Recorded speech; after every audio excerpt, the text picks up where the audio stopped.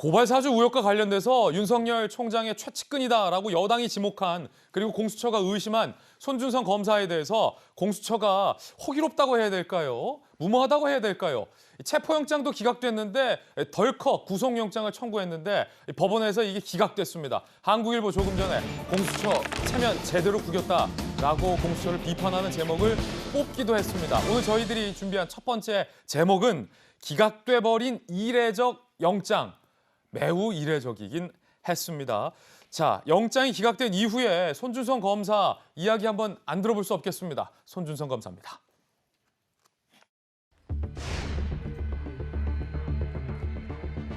손준성이 이겼다! 손준성 검사가 이겼습니다!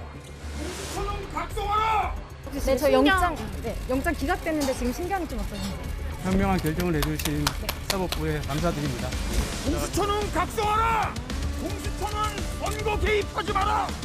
손준성이 이겼다! 파이팅!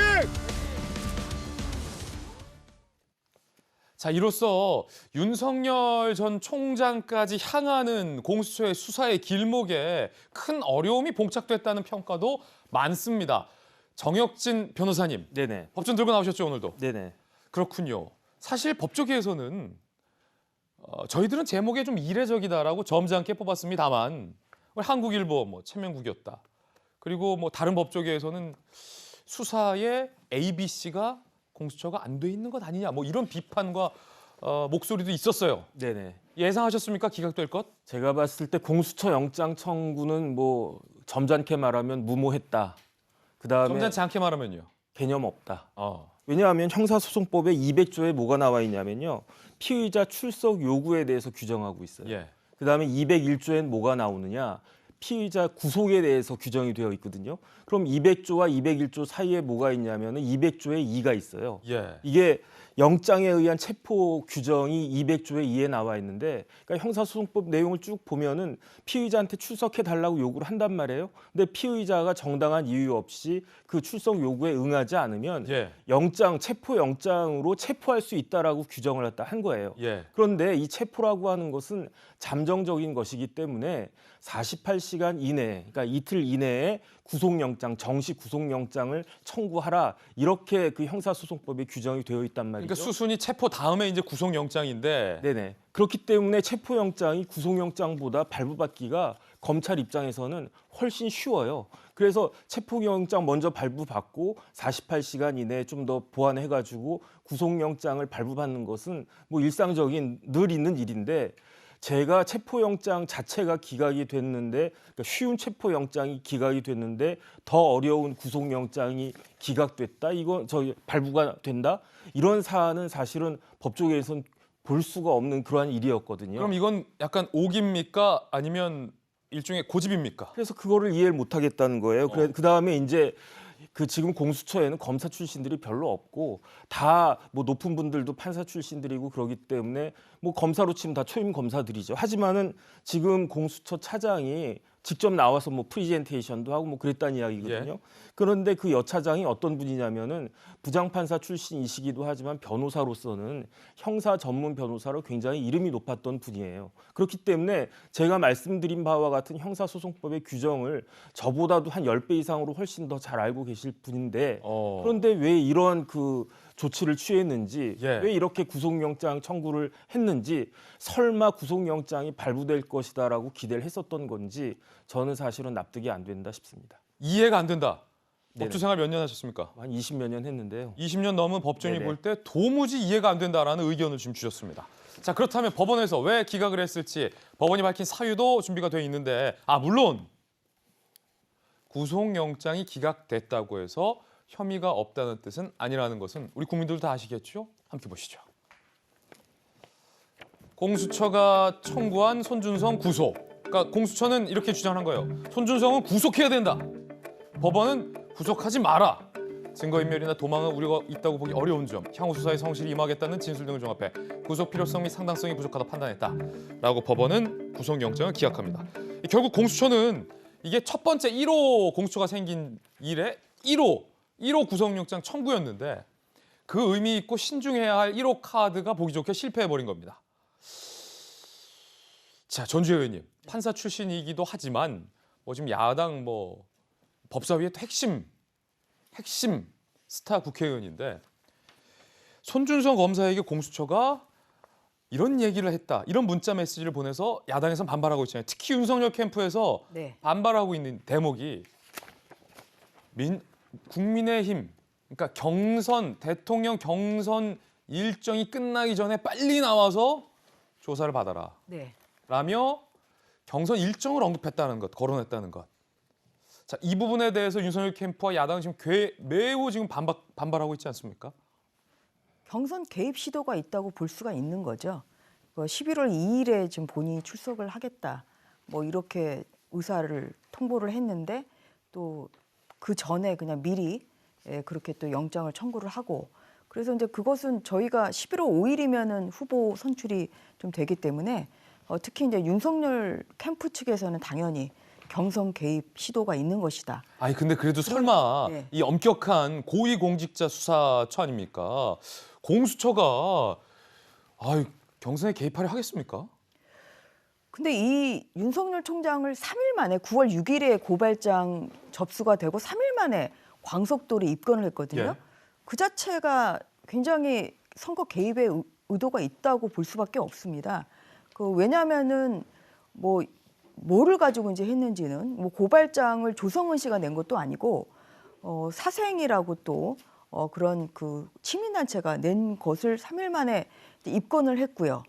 근데 입건을 한다는 것은 좀 어느 정도 범죄 혐의가 사실 있어야 입건이 되는 거거든요.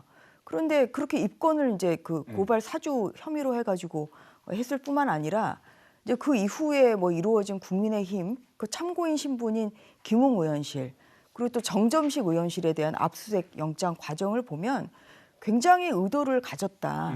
그리고 뭔가 성과를 내기 위해서 안달이 났다는 생각이 들어요. 자, 전주혜 의원님의 생각 한번 들어봤고 그럼 이번에 판사 출신으로서 질문드리겠습니다. 네.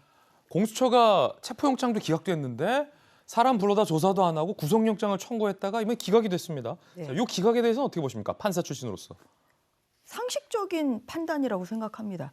법원이 예, 왜냐하면 체포영장 기각이 됐는데 그걸 사전 또 구속영장을 청구한다? 저도 들어본 적이 없는 거예요. 그래서 이게 소환이 안 되면은 그게 이제 체포영장이고요. 그래서 소환을 위한 것이 체포영장이라서 저희도 영장이 청구가 됐다 그러길래 저희도 잘못 들은 줄 알았어요. 구속영장 네. 청구가 아니라 체포영장을 청구했나 그렇게 잘못 들었나 예. 할 정도로 이것은 거의 이례가 없는 일이거든요. 그래서 물도 급하게 마시면 체한다고 좀 공수처가 너무 어떠한 그 결론을 내기 위해서 이렇게 무리수를 두다가는 정말 이도저도 안 되는 좀 결과가 좀 나올 수도 있다. 그리고 국민의힘의 경선이 끝나기 전에 손준성을 구속하려 하다가 이게 법원에서 기각당한 거다 이렇게 보시는 거군요. 경선 개입 시도도 있다고 보지만 그냥 일반적인 법조인 입장에서 예. 보더라도 이것은 너무 상식에서 벗어나는 수사 패턴이라는 거죠. 알겠습니다. 판사 생활 몇 년 하셨죠? 저는 26년 했어요. 26년. 네. 전주혜 의원님의 의견이었습니다. 그런데 민주당에서는 손준성 검사는 구속이 돼야 한다라는 입장을 밝히기도 했습니다. 박주민 의원입니다.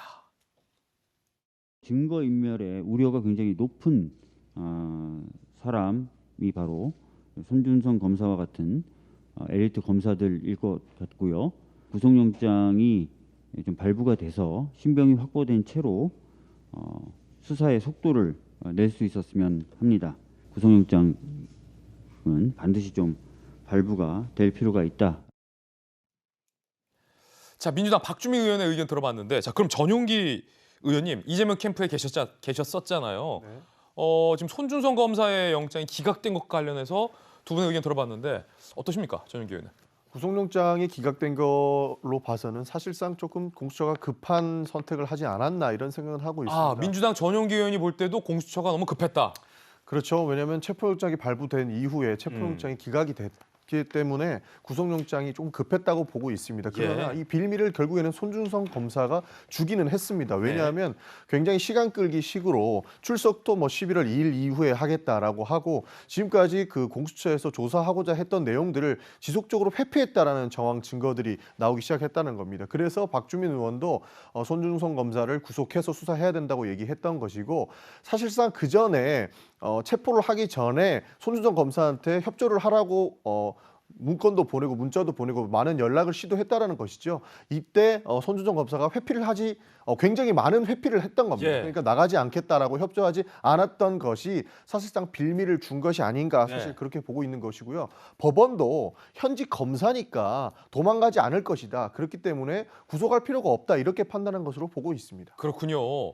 자, 윤석열 캠프에서는 정치 공작임이 증명됐다라는 입장도 나오긴 했고 지난 토론회 말미에 윤석열 후보가 사실 공수처의 이 손준성 검사에 대한 구속영장 청구 전용기 의원도 너무 성급했다라고 말씀하셨는데 이 부분에 대해서 윤석열 후보가 비판한 대목도 있습니다. 윤석열의 생각도 한번 들어보시죠. 증거가 있으면 얼마든지 할 수 있겠습니까만은 김웅 의원도 조사를 하지 않은 상태고 주말에 구속영장을 쳐놓고 오늘에서야 오픈을 하고 그러면서 경선 일정 때문에 시급히 조사를 해야 된다는 이런 황당한 우리 야당의 경선 대선 개입을 했습니다. 국민 여러분 보십시오. 지금 여당은 저 하나 잡으면 집권 연장할 수 있다고 생각하고 있습니다. 똑똑히 봐주십시오. 자, 윤석열 후보가 이렇게 목소리를 높였는데 결국 이 공수처의 영장이 기각이 된 겁니다. 법조계 반응도 오늘 나와 있습니다. 궁금하시죠? 저는 항상 신문을 볼 때 법조계, 정치시면 정치권, 그렇죠? 문화계 뭐 이런 계 반응이 전 너무 궁금해요. 자, 법조계, 중앙일보. 체포영장 기각되자마자 구속영장 청구하는 전례 없는 무리수로 망신을 자초했다. 익명으로 나왔기 때문에 계 반응이 보통 세요. 대한변협, 아예 이름을 내걸고 비판 성명을 냈어요. 구속영장 청구 나면 규칙과 규율을 무시하고 피의자 방어권을 보장하지 않은 기본권 침해 행위다라고 반발을 하고 있는, 비판을 하고 있는 그런 상황입니다. 그러니까 제가 이제 하나 더 유심히 보는 거는 사실 대한변협이 영장 청구 가지고 저렇게 성명서 내는 거는 제 기억에는 없거든요. 그래요? 굉장히 그러니까 이례적이라는 거죠. 예, 그래서 이제 그 공수처의 이러한 이제 행보가 그리고 이제 변협에서 봤을 때도 인권 침해적인 그 소지가 있다는 거예요. 그래서 좀 이러한 비판은 좀 공수처가 새겨드릴 필요가 있다. 또 성과를 내는 것도 중요하지만 과정이 굉장히 중요한 거 아니겠습니까? 그래서 그 과정에서 너무 지금 같은 무리수를 둔다면 어떠한 결론이 나더라도 국민들이 정당하다고 믿지는 않겠죠. 그래서 그런 점을 좀 명심해야 되겠다 이런 말씀을 드립니다. 결국 이 여야 모두에서 이 비판과 아쉬움의 목소리가 나오고 있는 그런 대목인데 자, 그러면 이제 이 질문 하나만 딱 남았습니다. 그럼 공수처는 왜 이렇게 서둘렀을까? 왜 이랬을까? 궁금하지 않으십니까? 국민의힘은 이 질문에 대해서 뭐라고 생각할까요? 국민의힘의 생각입니다. 손준성 검사에 대한 사전 구속영장 청구는 공수처가 정치 중립 의무와 적법 절차를 무시하고 국민의힘 대선 후보 경선에 영향을 미치려는 정치 공작이다. 이제 공수처의 수사는 어떠한 것도 신뢰할 수가 없을 것입니다. 구속영장 청구는 당연히 기각되어야 합니다. 공수처 왜 이랬을까와에 관련해서 야당에서는 정치 공작이다라고 생각을 하고 있는 것 같습니다. 야당의 생각입니다. 이재명 기자, 기자 생활 오래 하셨죠? 저도 한 20몇 년 했죠. 20몇 년 하셨죠. 자, 공수처는 왜 그랬을까요? 뭐 지금 국민의힘이 저렇게 비판하는 것을 공수처가 자초했다는 게 참 큰 문제인 거죠. 뭐 오늘 아침에 보니까 윤석열 전 총장도 공수처냐 공작처냐 뭐 이렇게까지 비판을 했던데 결국 무리한 영장 청구와 예상된 기각 수순 아니겠습니까? 그러니까 1호 구속영장이 1호 기각되는 그런 수모를 겪었는데 이 체면을 구긴 게 중요한 게 아니라 스스로 수사 동력을 깎아먹었던 거죠. 그러니까 여기서 중요한 문제는 뭐냐면 전 이 사건 자체도 중요하죠. 사건에 대한 수사를 어떻게 하느냐도 중요하지만 공수처를 만들 때 가장 우려했던 게 뭐냐면 바로 국가의 반부패 수사 역량이 떨어질까 우려했던 겁니다.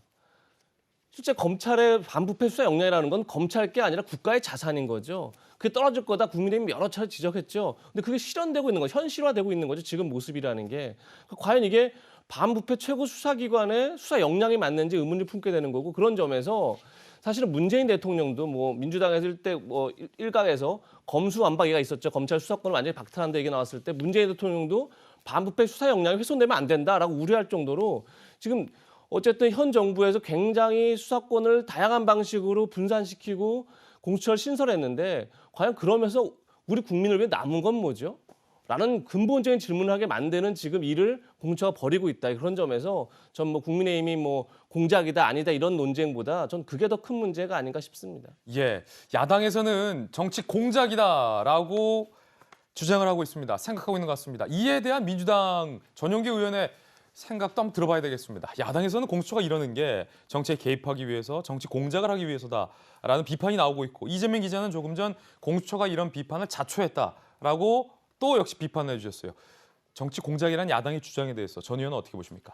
그 이재명 기자님이 말씀하신 것처럼 공수처가 그 비판을 자처했다라는 것에 대해서는 뭐 저도 어느 정도 그럴 수 있겠다라는 생각을 가지고 있지만, 그 윤석열 캠프에서 정치 공작이다라고 하는 것은 사실 저는 이해하기 어렵습니다. 예. 사실 윤석열 캠프가 가만히 있으면 반이라도 간다라는 생각을 가지고 있거든요. 왜냐하면 이 그 정치 공작이라고 계속 그 자신의 지지율이 떨어지는 것이 뭐 여당과 뭐 정부의 정치 공작 때문에 지지율이 떨어진다 이렇게 얘기하고 있는데, 정치 공작, 사실 고발 사주 이 사건 자체가 모든 것이 정치 공작으로 시작한 겁니다. 당시에 윤석열 검찰총장이 본인에 대한 비판을 야당을 통해서 고발을 사주한 의혹이 있는 것이기 때문에 이것이 바로 정치 공작으로 시작한 건데, 오히려 본인이 수사의 대상이 되니까 이것이 정치 공작 운운하면서 본인이 지지율 떨어지는 것을 어떻게든 자신 때문이 아니라 이야기하고 싶은 것이 아닌가, 저는 그런 생각을 가지고 있습니다. 예, 자 민주당 전용기 의원의 의견 또한 들어봤습니다. 판단은 우리 국민 여러분들께서, 시청자 여러분들께서